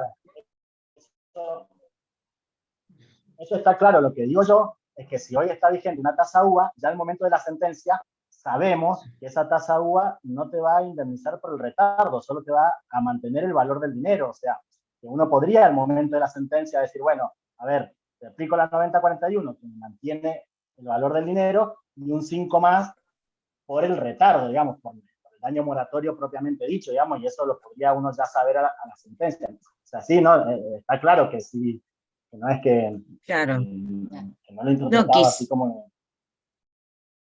Sí, quizás ahí podría justificar el 5% anual con el mismo argumento de la tercera, que dice, no, mire, en realidad, si aplicamos la ley pura, como o sea, la ley como lo dice, estaríamos solamente cubriendo la desactualización. Entonces, bueno, pongámosle un poquito más de interés, digamos. Creo que es un buen razonamiento el de la tercera. A ver, ¿quién me toca? José Luis, Mauro, Pablo. José Luis, ¿ahora qué pasó? No, pero es que está No, había apretado 2 veces nada más, no, era... Ah, bien, bueno, entonces Mauro, breve, Mauro, porque hablas mucho, sino el Pablo. Y el Mauro se nos fue, muy no cortito, está ahí. está el Mauro por aquí, está muteado, así que perdió. Una cosita, sí, perdió. Ustedes han hecho la comparación, lo vuelvo mirando del otro lado, la comparación de aplicarle de la suma que les da el monto de la sentencia con UVA más el 5% y aplicarle como hacían antes la tasa activa desde el momento de la mora hasta el efectivo pago, a ver en la relación si hay diferencia. Porque justamente por lo mismo, porque vamos con esto de UVA sí, UVA no, y esto del 5%, se genera esta discusión que con la tasa activa por ahí no se daba, donde teníamos este componente importante que contenía la desvalorización de la moneda. yo no sé, digamos, con el sistema nuevo que tienen y el anterior con tasa activa, no sé si alguien habrá hecho la cuenta, quizá el Sebastián, que eso tienen que hacer liquidaciones a ustedes, Sí, a ver si en la yo lo he relación hay hecho. mucha diferencia. Sí. A Sí, ver, la Seba. he hecho, Pablo, y eso es muy, muy variable en función de del espacio de la línea de tiempo que vos tomes. Es muy variable, porque son todos un juego de variables que te lleva a diferencias mes a mes, año a año. Por eso es que hay que revisar efectivamente cuál es el tiempo que corresponde a cada caso. La tablita. La tabla, sí, en Mendoza nosotros hemos visto la evolución. Esa ley fue una respuesta a un plenario de la Corte, y bueno, esa es la ley que hay que, Pero el tema con la es si cual nos debemos manejar. claro, el tema es si se había visto diferenciación. Nosotros en algún momento, porque a nosotros la Cámara Federal de Mendoza ya hace tiempo dice tasa para los intereses moratorios, tasa pasiva, que es la que ha señalado la Corte de la Nación en varias oportunidades, tasa pasiva promedio mensual del Banco Central de la República Argentina. Y hay veces que hemos hecho la cuenta y la hemos comparado con la tasa activa del Banco Nación y no da menos. Claro, pero si Justamente por la tasa hay que ver los pasiva da tiempos que menos que la tomamos. nuestra. Claro. Las pasiva da cuentas menos que la nuestra, a nosotros nos mostró, cuando hablé con el contador del cuerpo médico, con el perito del cuerpo médico forense, me mostró las cuentas y la tasa UVA daba un poquito más, una era 7, y La algo y activa. la otra también era 7, y algo. Claro, Eran que la casi activa, iguales. más que la activa. Casi igual que la activa, una cuenta así caserita, no, esto no es científico. Bueno, por eso está bueno, pueden hacer algún estudio Claro. así, comparando las diferentes tasas. Porque es difícil por ahí, como dice Silvina Miquel, que está bien en el razonamiento de que solo estamos, es una cosa del daño moratorio y lo otro es el capital sin actualizar si decimos que lo cristalizamos al momento de la sentencia. Pero también se hace difícil no decir nada en la sentencia. La sentencia uno tiene que decir, todo es me difícil. hace a mí el monto con la tasa, y bueno, y después se va a generar otra discusión en el momento de la liquidación, si uno quisiese modificar esto. Digamos, las pautas tienen que estar en la sentencia para dar certidumbre a las partes, pero bueno, eso seguro, se Pablo, complica. en eso estamos de acuerdo. Sí. Tienen que estar. Está. Sí, y no sé, ¿alguien más quiere agregar algo? No, son las manos nosotros hemos levantadas. mencionado en alguna Porque oportunidad. bueno, el último tema que nos quedó pendiente, ahí pero bueno, ya está estamos. Sebastián hablando. Está hablando Ah, Sebastián, que acordate que yo no te escucho, Que lo Sebastián, escuchamos pero nosotros. ¿por qué? Perdón, ¿Por qué me escuchan todos menos yo? Te hago un dedo No sé así qué botón y te tocar. hago un dedo así cuando podés hablar, Silvi, dale. Ahora habla Sebastián. Ahí. Nosotros hemos hecho mención en varias ocasiones a las diferencias que se producen en los procesos civiles y comparándolo con los laborales. Porque nosotros en fuero civil dictamos sentencias y la ejecución de la sentencia es algo que nosotros es un camino al cual no tenemos que ir, porque la idea es que las partes cumplan lo decidido sin necesidad de ejecución. Y hay una gran diferencia con los casos laborales, porque recordemos que tanto en la ley de contrato de trabajo como el Código Procesal Laboral, los pagos deben hacerse dentro del expediente. En cambio, en materia civil, eso no es así. Entonces, lo ideal es que nosotros dictamos la sentencia y las partes la observen y se pague y el conflicto desaparezca del mapa.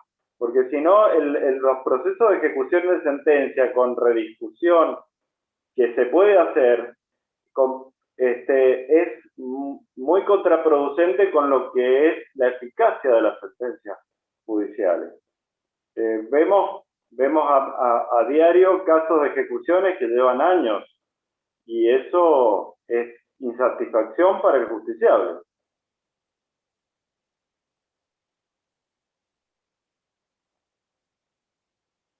Estoy probando los micrófonos. Ya podés algo hablar, te Silvi, escuché la ya podés mitad. hablar.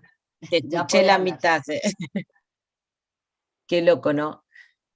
Bueno, y el otro tema, todo lo que hemos hablado hasta ahora es con respecto a las deudas de valor. Y la otra pregunta que se las dejo un poco abierta para que la piensen también es el plenario, la amistad con Iriarte. El tema, la pregunta sería, si el tema de la actualización la desvalorización de la moneda es un daño que sufre el acreedor derivado del incumplimiento, ¿se acuerdan que veíamos? Y qué tipo de consecuencia es. Y si nosotros lo tratamos como daño, ¿hay que aplicar principio nominalista o no? A ver, vos, Paulita, ¿lo leíste? Porque hablaste. ¿Qué te parece de ahí? Leí los dos, primero me fui a ver cuánto había de inflación en esa época, y me llevé la sorpresa de que eran 200% anual, más o menos. Me asusta que no estamos tan lejos hoy de eso, en un punto. Esperemos que frene, ¿no? Los dos votos tenemos los que había que leer de Alterini y Belucio.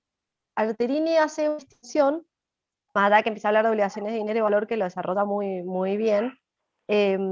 Primero, en la mora y en la no mora del deudor, es decir, si tenemos que revalorizar, digamos, en las obligaciones de suma de dinero, cuando hay mora y cuando no hay mora. Hace todo un análisis también vinculado con la inflación, que es un poco lo que yo les decía, es decir, hasta dónde, si el deudor cumplió, tenemos que revalorizar esa deuda de dinero, que las deudas de dinero, de la interpretación que él hace, recordemos que no estaba la 23.928 ni nada, él entiende, obviamente, que era el sistema nominalista, termina votando diciendo, bueno, a ver, vamos a distinguir mora y no mora.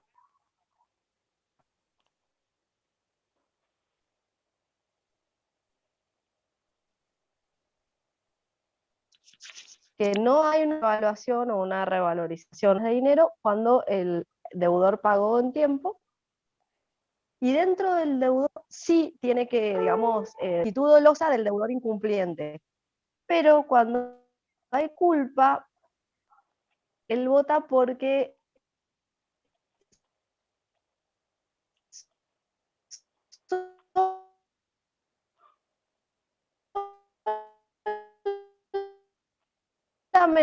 ahí se vincula con lo que vos decís, Silvi, si se prueba, potencia reevaluación judicial. Y el voto de Belucio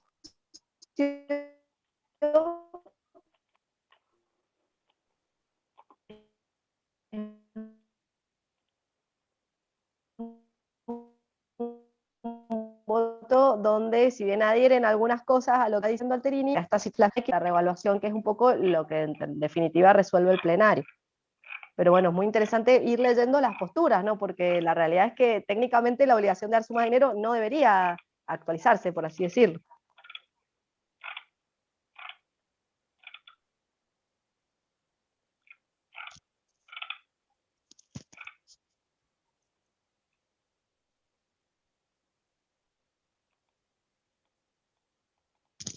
Hola, hola, no sé si se me detuvo a mí el wifi.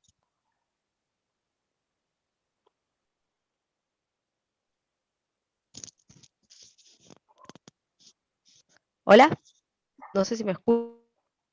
Yo te escucho. O sea, se me congeló. Ah, bien. Bueno, básicamente eso es lo que plantea el plenario, ¿no? Y la distinción entre morosos y no morosos.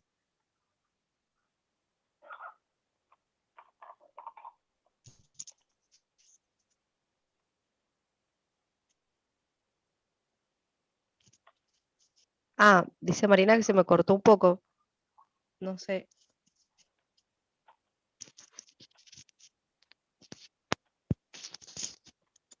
Yo no escucho muy bien.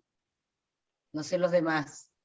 Sí, se cortó un poco a la mitad. ¿Vos, Silvina, tampoco estás escuchando? No sé por qué. ¿Cómo está? Se escuchó entrecortado. Sí, medio entrecortado. ¿Cómo? Es que los veo Ahora está congelados. cortado. Ah, se escuchó entrecortado. Sí, Sí. A ver. ¿Hasta dónde se cortó? No, un poco Sí, y creo que...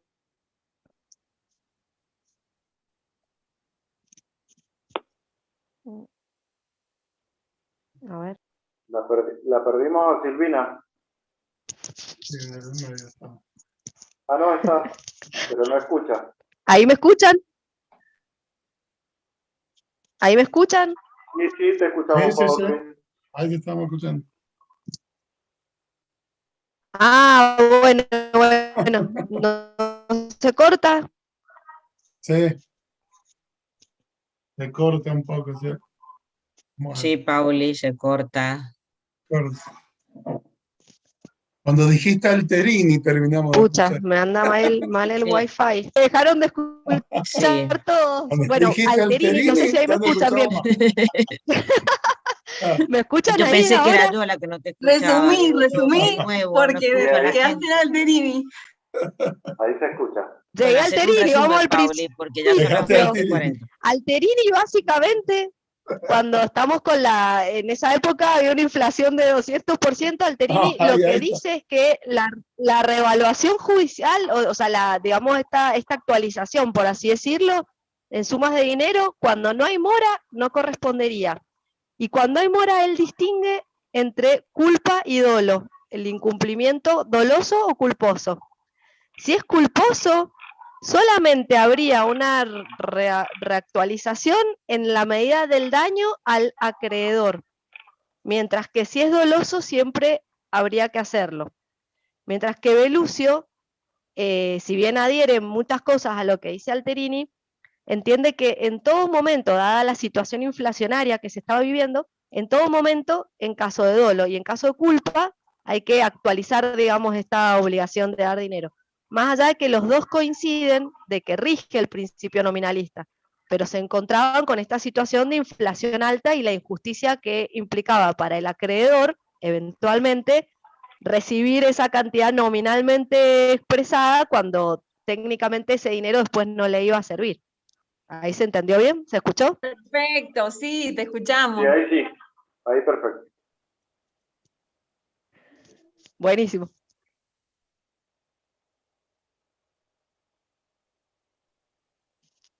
Muteada de nuevo. Exacto, y el tema de las consecuencias que vos ahí hiciste con el tema del dolo y la culpa está también relacionado con lo que nos decía Horacio, si es el problema que si la desvalorización monetaria es consecuencia inmediata, previsible o inmediata. Y entonces ese era todo el problema, si se podía o no reclamar antiguamente en materia Y sí, porque él también obligacional. veneración. Claro, y él dice, Alterini dice en aquel momento, estamos en una etapa de inflación, ¿hasta dónde es tan imprevisible? Pero a la vez parece que venía excediendo lo que podías prever, digamos, estaba superando ya lo que más o menos podías ver. Y el tema, ¿se les parece que si lo tratamos como daño, si se dan todos los presupuestos, ahí se escapa el principio nominalista? Hay que decir, usted no puede reclamar este daño, que es la pérdida del valor de la moneda, porque es un daño prohibido, es un daño que está prohibido reclamarlo, es un daño que la ley no me deja reclamar. O hay que plantear la inconstitucionalidad ahí. A mí, bueno, me generó todas esas dudas, volver a leer el plenario, ¿no? Una, digo, si es daño, Plantear la inconstitucionalidad después de lo que ha dicho la Corte someterme de a la la Nación obligación de muchas dar veces. suma de dinero. Y otra... Dice Sebastián algo, Silvi, para que no... A que ver, vos no lo Seba, escuchás. te dejo hablar. Decime, yo traduzco, dale. Sí, lo que yo pregunto es plantear la inconstitucionalidad de la ley de convertibilidad después de tantas veces que la Corte de la Nación lo ha resuelto, o sea, renovar el planteo, ¿a eso te referís? Habla de la posibilidad de renovar el planteo de inconstitucionalidad después de la jurisprudencia de la Corte de la Nación que se ha pronunciado al respecto. ¿Cómo lo ves? ¿Cómo lo ves eso? Hay un caso, cuando estuvimos en las jornadas nacionales, no sé si algunos fueron al panel de Pizarro y Federico Sola, ellos dijeron con todas las letras que estaban como esperando que alguien empezara a hacer los planteos de inconstitucionalidad de la norma. Eso lo dijeron ellos. Así que bueno, están todas estas alternativas. El tema es que bueno, hay que empezar a pensar, si la inflación no es corregida, qué va a pasar en nuestra materia, que nosotros miramos los daños, qué pasa con ese daño que sufre el acreedor, que es evidente, creo, porque lo sufrimos todos los días. ¿Se puede reclamar? No se puede reclamar. Y después, bueno, el otro tema es qué va a pasar con los deudores, que eso ya no sería tanto tema de nuestra materia, con aquellos deudores de suma de dinero, pero sí lo es, si nosotros convertimos al momento de la sentencia, es suma de dinero. ¿Y qué va a pasar? ¿Podemos volver a plantear una inconstitucionalidad después? Taller práctico bueno, como de 2 horas. te estamos escuchando.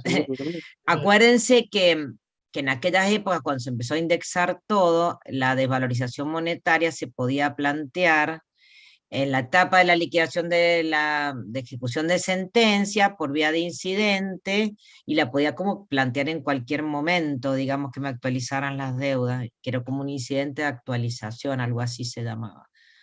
Es como que toda la historia vuelve, y hay que estar preparados para ver, de nuevo, o sea, lo ideal, lo óptimo sería que se solucione el tema inflacionario, pero si no se soluciona y lo mantenemos en estos niveles, hay que empezar a pensar cuáles van a ser las soluciones jurídicas, que evidentemente tampoco han sido buenas, porque a lo mejor han paliado el momento, pero evidentemente, si vemos la historia de los años 40 a la fecha, tampoco hemos contribuido a mejorar la historia, ¿no? Esa es un poco mi triste Y conclusión. Pizarro dijo, empecemos a desempolvar el fallo Fernández contra provincia, cuando terminó la charla esa que vos hiciste mención. Claro, que es otro de estos grupos de fallos, digamos. Bien, no sé si algún otro comentario más, si no ya me parece que los dejamos y nos encontramos este fin de el otro, la Corte de la Nación, la clase de Carlos, Silvina Miquel. Silvina, no sé si querés que... Silvina, ahí está hablando del ¿Querés CEO. decirles algo para la clase que viene? Que lean, que no lean, que les vamos a mandar Bueno, o no. para Si no... primero que está hablando Sebastián y yo soy la interlocutora. Ay, Sebastián, dale. Yo soy la medium. Gracias, Silvina. La medium de Sebastián. Perdón por mi interrupción, pero preguntaban de la Corte de Mendoza, no, de la Corte de la Nación mencionaba yo. Hay muchos casos de la Corte de la Nación en donde ha dicho de que la ley de convertibilidad, más allá de su orden público, como es resorte legislativo fijar la política monetaria, y no es inconstitucional por eso, porque es atribución del Congreso. ¿Está claro? ¿Escucharon? Silvia, ¿escuchaste? Refería a los fallos de la Corte de la Nación, que han dicho que es resorte del Congreso el dictado de las leyes de política monetaria, y por eso no es inconstitucional. Claro, sí. De todos modos, habría que ver en el caso concreto qué ingeniosos se vuelven los operadores para plantear y demostrar la inconstitucionalidad de la norma, ¿no? Podría ser, podría ocurrir. Sí, doctora, siempre se puede reeditar. Claro. Sí, es como, hay argumentos para varias bibliotecas del tema, ¿no? Y siempre el miedo que hay de eso que decía, lo que sostenía la tesis de la revaluación judicial, que es la tesis que está ahí en el voto de Belucio y del plenario, que es que con más actualizamos, más inflación generamos. Claro. Pero esto yo no sé si es un dato, este es un dato que yo no lo tengo corroborado, un dato empírico de lo que decía, no sé si hay un estudio científico que avale, debe haber, habría que preguntarle a los economistas, que avale más actualizamos, más inflación generamos, que un poco fue la idea de Cavallo con la ley de convertibilidad. Había que eliminar toda posibilidad de actualización porque generaba mayor inflación. Entonces, no sé si nosotros actualizando tanto, le echamos más leña al fuego, digamos, más nafta al fuego. Echamos querosén. Bueno, me habías preguntado, claro. Silvina, ¿cómo nos preparamos para la próxima clase? Para la próxima clase, bueno, estoy pensando tipo lunes próximo subir el material, así que bueno, esperen las novedades y prepárense, va a haber una larga semana para ir leyendo y para incluso ir haciendo saber las inquietudes, si quieren que veamos algo en particular, háganmelas llegar y se puede incluir en el dictado de la clase para que sea del interés de todos y de todas. Bueno, nos vemos. Bueno, nos vemos. ¿Alguna otra preguntita? ¿Algo? Doctora, ¿Inquietudes? le sumé unos fallos que han salido en la Cámara Nacional del Trabajo de indexación de créditos laborales, que son muy Ay, interesantes. bueno, cópienlo. Está bueno, eso lo pueden copiarlo ahora antes que, porque después se pierde, copienlo. Está bueno eso, gracias Mauro. Pasalo al Y grupo, la Mauro. fecha, están preguntando de la Silvina, clase, es una consulta. 28-29 de octubre.